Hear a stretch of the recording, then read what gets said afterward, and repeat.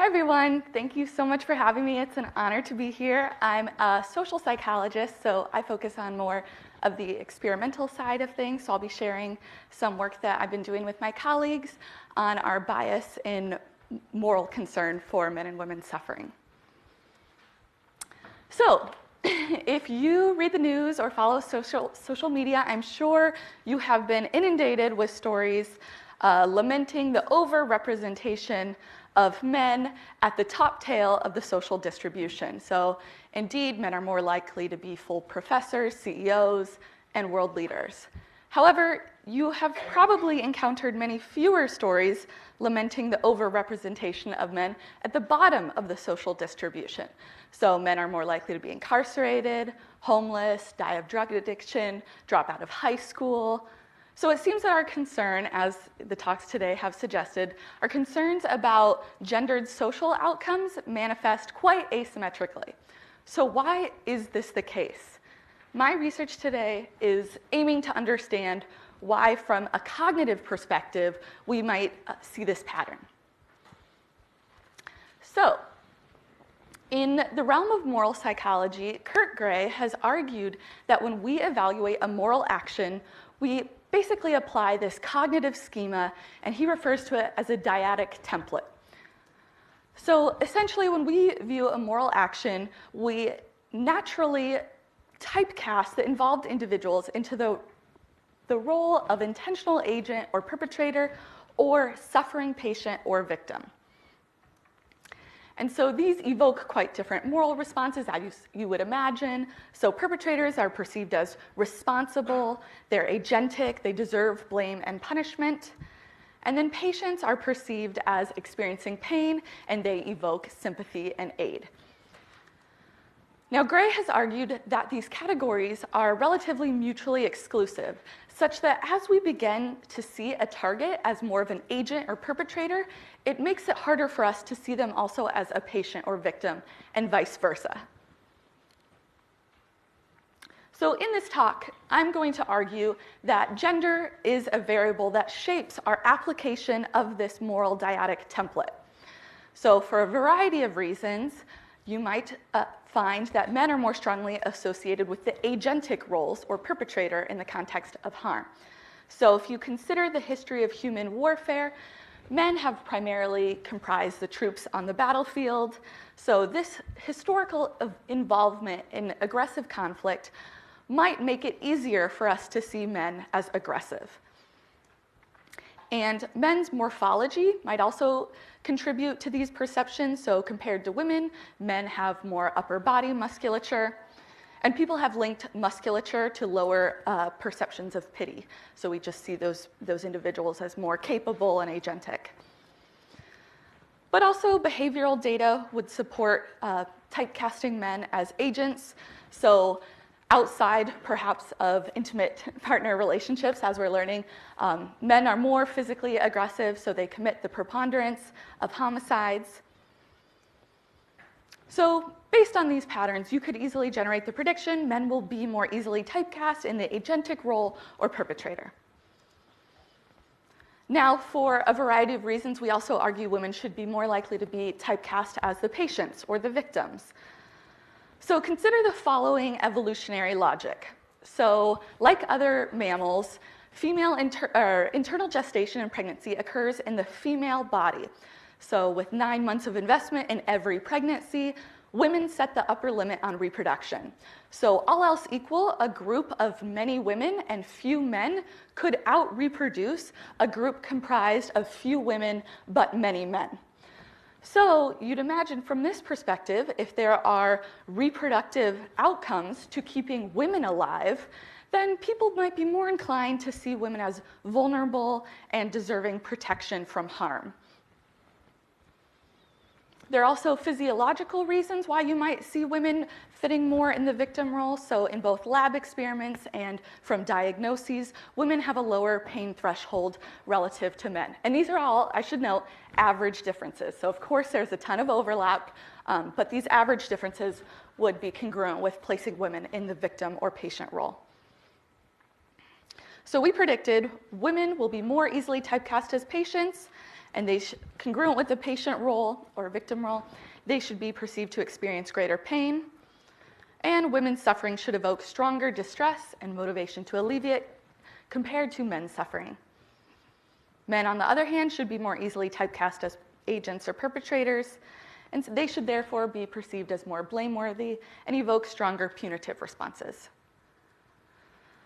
So, are women more easily typecast as victims? In study 1, we looked at this by recruiting 300 American M-Turkers, and they were randomly assigned to view one of 3 scenarios depicting workplace harm.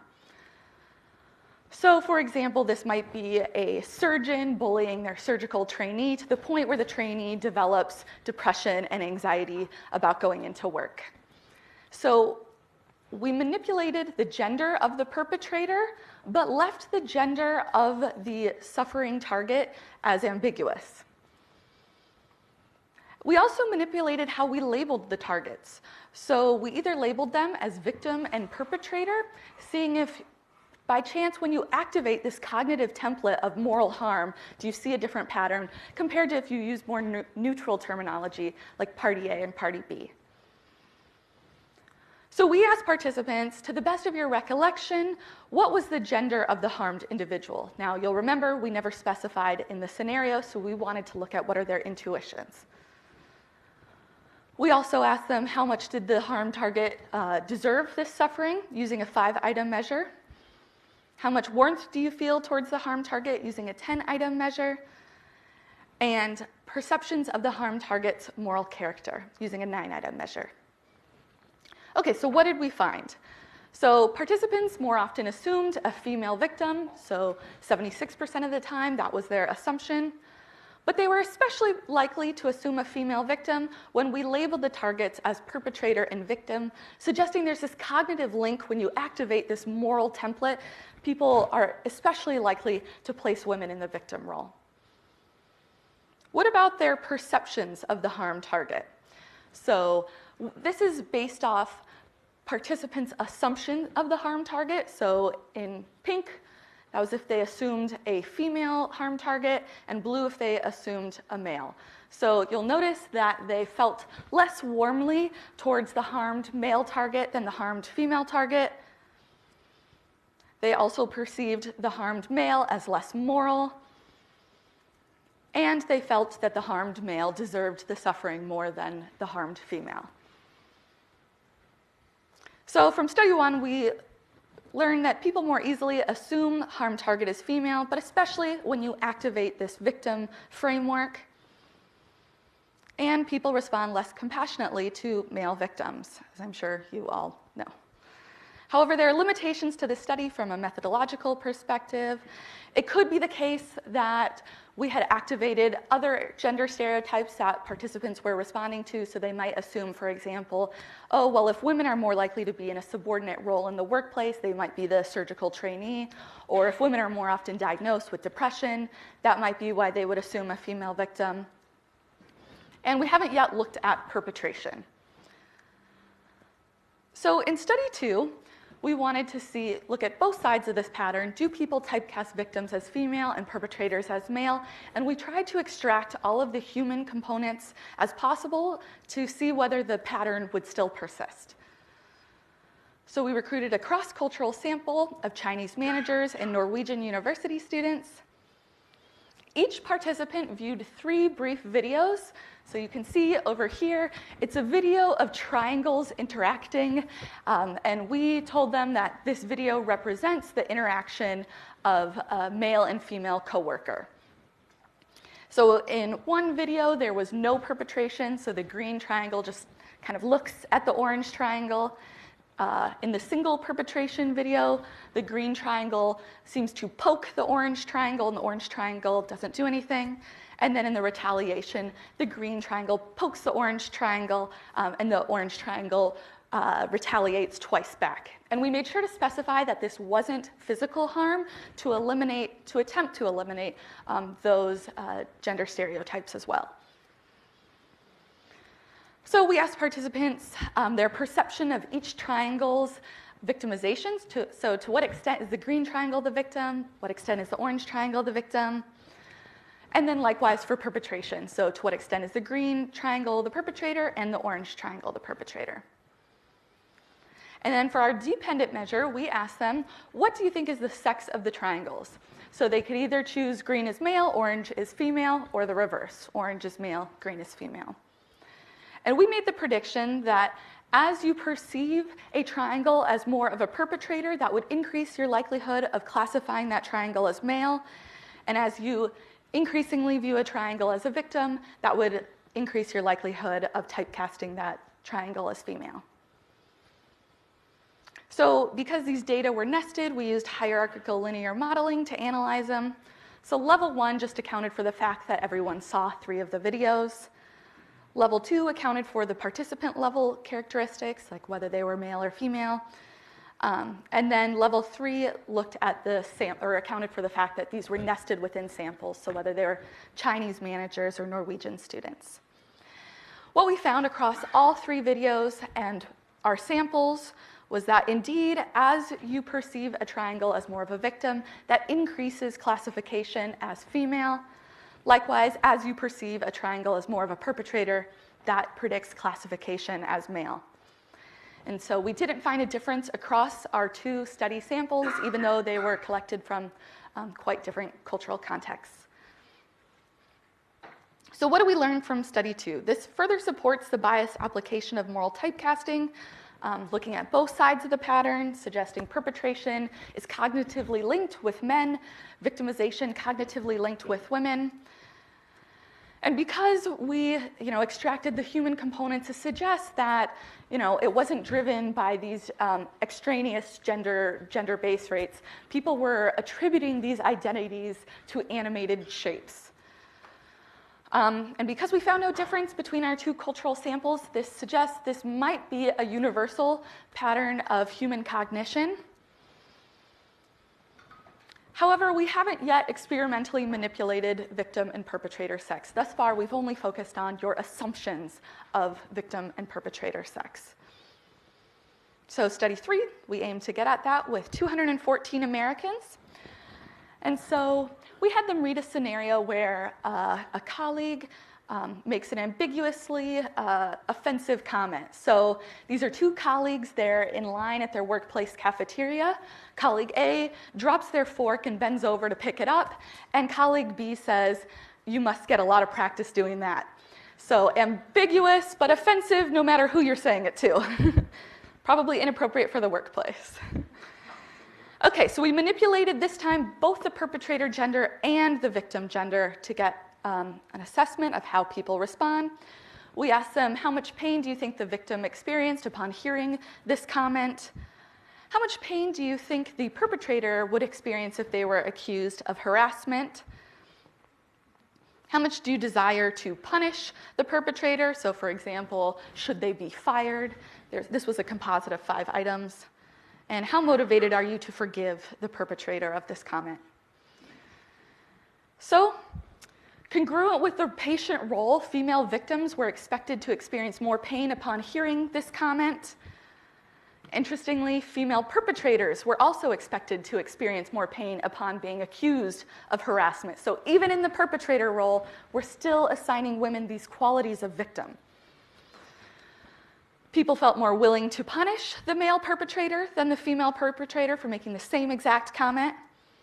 They were less willing to forgive a male perpetrator. And they desired harsher punishments for those who targeted women. So this was an effect of the victim on responses to the perpetrator. So study 3 taught us this bias extends to perpetration of harm. Not only do people assume female victims suffer greater pain, they also assume female perpetrators do as well. And people experience stronger motivations to punish male perpetrators. So last, in study 4, we wanted to see, does this extend to group level discrepancies? So we've only looked at individual type scenarios so far. So we had a sample of Canadians. They evaluated a scenario where a managerial team had to lay off 9 employees because their jobs were redundant. So we manipulated the sex of the fired employees such that they were all women or all men. And we asked how much pain did the laid off men or women experience upon being fired? How much harm did the managerial team inflict on the men or women they laid off? How fair was this decision? And perceptions of the managerial team's morality. How much do you think that they are moral? So I'm sure you guys can guess what we found. When the fired employees were male, participants assumed they felt less pain upon being fired. They were marginally more likely to say they had been treated more fairly. And when the managerial team fired male employees, participants assumed they had inflicted less harm on the male employees and perceived the team as more moral for firing the male employees. So what can we learn from this package of findings? We more readily assume a female victim. We have a cognitive link between victim and female. We assume that women suffer more pain from their harm, which is congruent with this victim role. But yet, even when women fall in the perpetrator role, we can't help but carry along these associations of patiency and victimhood and still assume they suffer more pain. Men's suffering is perceived as more deserved and fair. People more readily typecast men as perpetrators, and they feel more inclined to punish them, and they would like to dole out harsher punishments to men. And these gender biases extend to group-level harms. So even also in contexts where men generally suffer more. So there are data showing men show worse outcomes upon losing their job than do women. Yet even if we consider those cases where the real-world discrepancies signal men have it worse, still then we have more pity for women and assume women are suffering more. So I think these carry a lot of important implications. It suggests it's going to be more cognitively challenging for us to detect men's suffering because they don't align with our prototype of the victim. So we will less easily recognize and respond to men's victimization. And it suggests that public concern over gender inequalities are going to manifest asymmetrically because women more closely align with our prototype of the victim, whereas men align with our prototype of perpetrator. Such that we care a lot when women are disadvantaged at the top of society or show disparate outcomes, but relative apathy when men are disadvantaged at the bottom of society. And these patterns suggest that ills that disproportionately afflict men are going to be overlooked or perceived as deserved or fair or blamed on men themselves, and likely not similarly addressed through policy or interventions. So I think the takeaway from these studies are that when men experience suffering, they're just told to man up and take it. So thank you. This research would not be what it is without all of my collaborators. So thank you so much for your attention.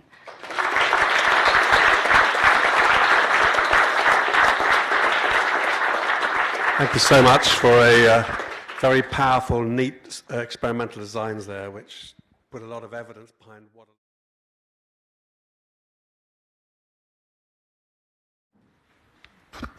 Did you disaggregate the data based on the gender of the participants?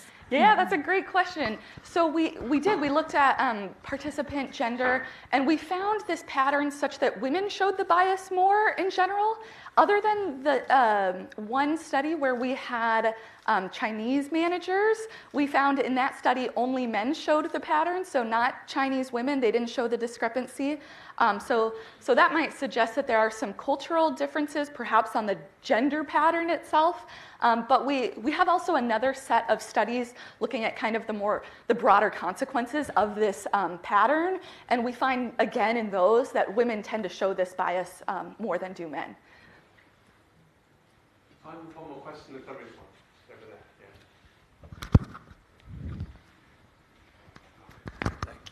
there. Yeah, thank you very much, by the way. So, as Martin said, there's a lot of stuff there that I think I've been thinking for a long time. I guess what I wanted to just sort of reinforce and sort of bring out of that I took is that we often we hear that men need to speak up and seek help more. But what I'm taking from that is there's a cognitive bias that we're not listening. Right. And I've sat on safeguarding boards, Marek boards, I teach safeguarding. The amount of times I've sat in rooms and I've delivered training sessions where I've purposely hid the gender or given it away, then put it at the end. And people are literally, professionals who've been in psychology or drug and alcohol fields for 20 years will not accept the fact that it's all right, you just man up, mate. So to actually hear that was refreshing and just, a real tonic. Thank you. Yeah, absolutely. Thank you for having me.